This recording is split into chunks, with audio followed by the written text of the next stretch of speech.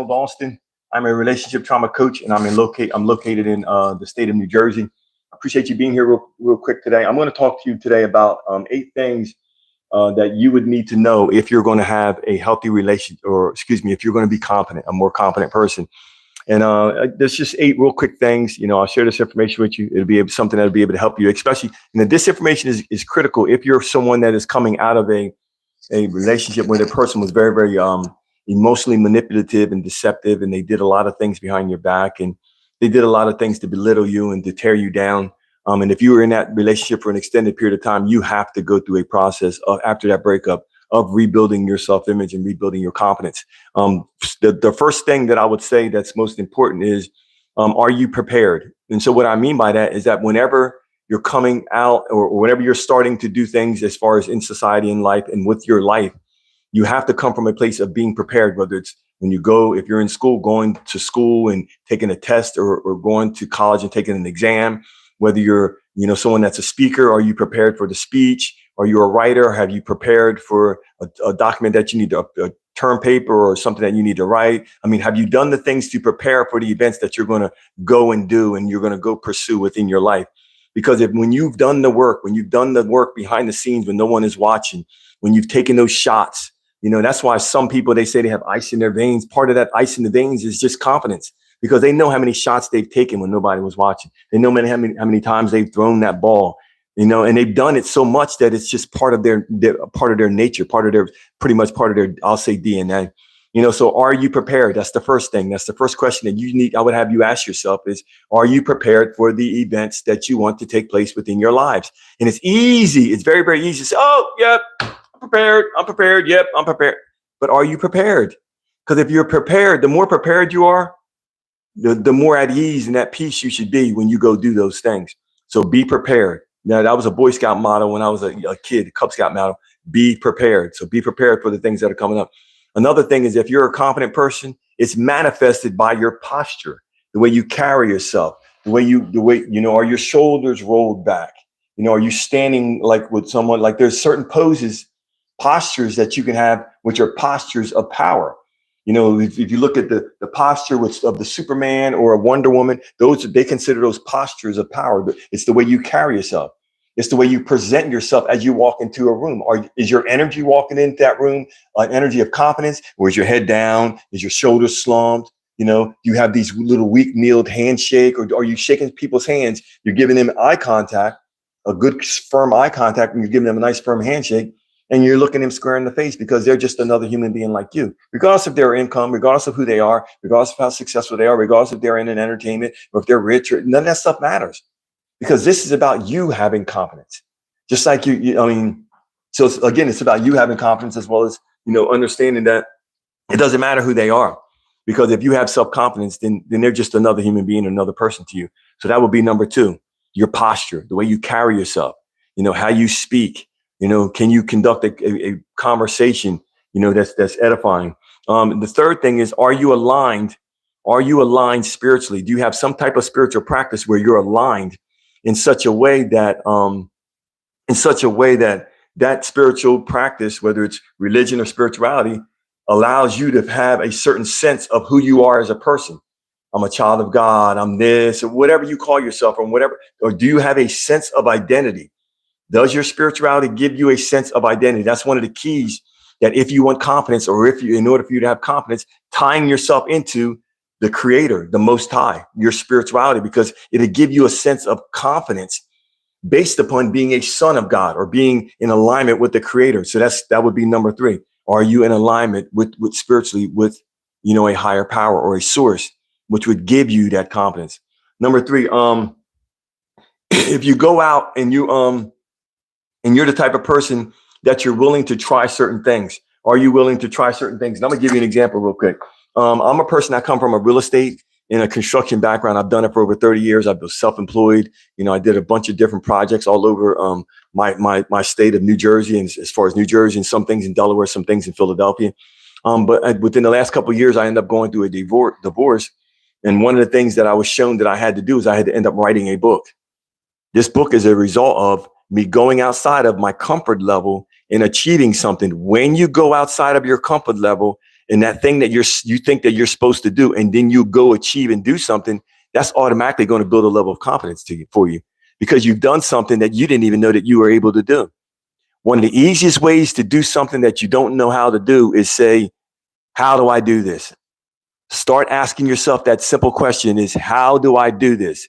What is the simplest, easiest, most effective way that I could do this? Ask yourself that question instead of saying you can't do it. Ask yourself, how can I do it? Put that in your mind, put that in your subconscious, put that in your thoughts, and you're going to have ideas that are going to pop into your mind. That's how I did this. Because I end up going to Fiverr, I end up going to a couple of different other sources, I end up Googling some things, I end up looking up some things. So I stopped coming from a place of, oh, I can't do it, to coming from a place of now where I'm at is, oh, I can do that because I've already done it. And that's what I'm saying. You get a level of confidence when you achieve something that you didn't know that you could do. That's why it's important that you do the things that you're not comfortable with doing. So that means that it's going to require you stretching outside of that little square, that little circle, that little area that you're in. And as you do that, you're going to become more confident because you're going to say, man, if I can do that, then that means I can do that. And if I can do that, that means I can do that. You're just going to get more and more and more confident. Do you keep your word to yourself? I mean, that's a real good question. Do you keep your word to yourself? When you say you're going to do something, do you with everything in you try at all, with everything in you to accomplish the thing that you said? So just like the last thing that I talked about, you're able to accomplish things that are outside of maybe your scope of what you believe you can do.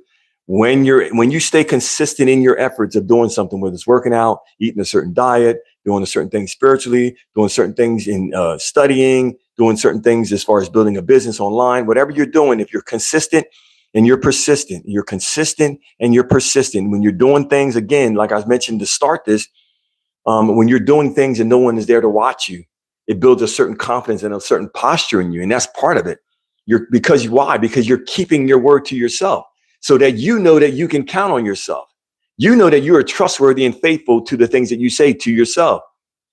You don't have this mindset of knowing that, you know what, I don't really keep the word to myself. So I'm probably not being truthful. So why would someone else be truthful to me? Because I can't even be truthful to myself. I mean, that's sometimes that's where individuals are. So, I mean, can you keep your word to yourself? Can you say something and keep your word? Can you say something and keep your word? I forget what number I'm on, but we'll keep going. Can you stop apologizing for who you are? Can you stop apologizing for who you are? Can you stop making excuses for who you are and just celebrate who you are? Can you come from a place of celebrating who you are, celebrating the good, the bad, the things that you have to grow in, how you have to evolve, what new things that you can learn, what are things that how you can learn things that how you can prosper, and how are you in a place where you're no longer apologizing for who you are?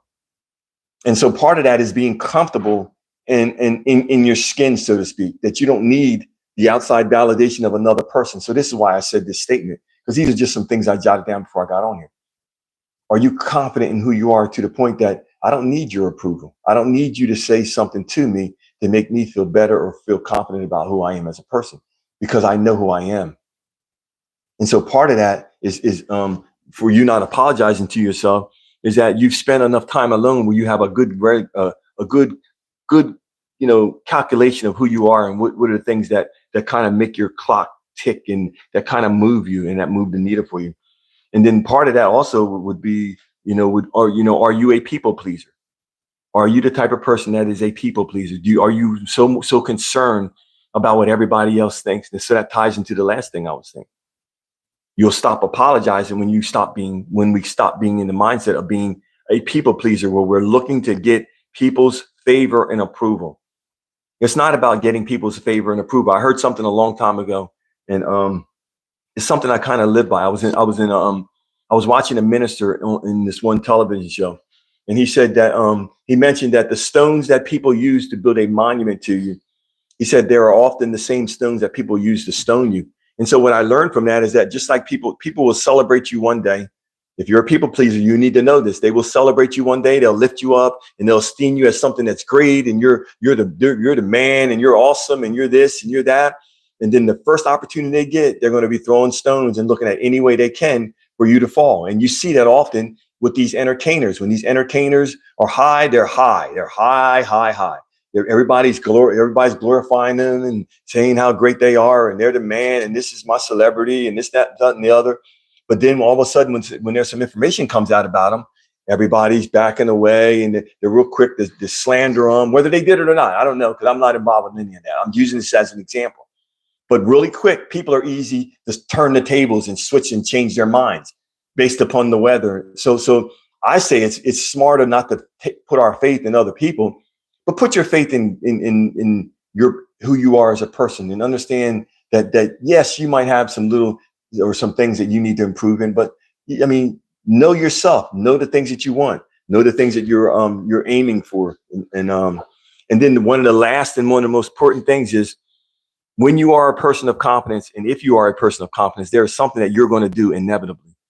And that thing is that you are going to surround yourself around people that have PMA and not not NMA. And see, PMA is people that have a positive mental attitude. You're not going to surround yourself with people that have a negative mental attitude. You're not looking at NMA.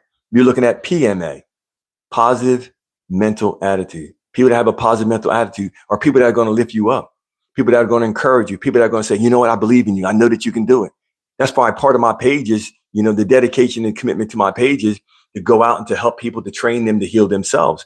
So in process of them healing themselves, then what they're going to end up doing is that they're going to figure out what is their reason for their existence. What is the thing that they're placed on this earth to do, that they can make a tremendous difference for all and anybody that they come in contact with.